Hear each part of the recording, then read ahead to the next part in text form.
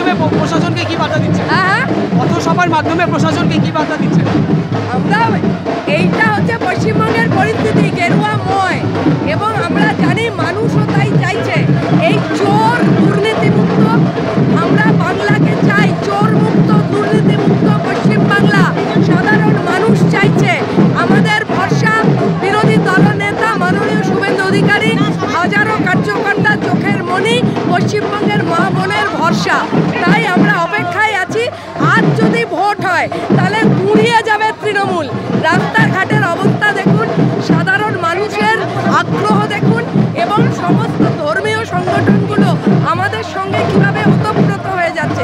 সুতরাং এবার বুঝে নিন, এবার মমতা ব্যানার্জি এবং ভাইপো অভিষেক ব্যানার্জি এই দুজনের তিহার যাত্রা নিশ্চিত, প্রায় সময়ের অপেক্ষা।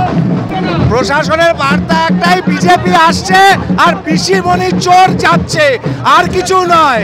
মমতা ব্যানার্জি সিংহাসন ছাড়ো, চুরি বন্ধ করো, এবার বিদায় দাও, বাংলাকে বাঁচতে দাও।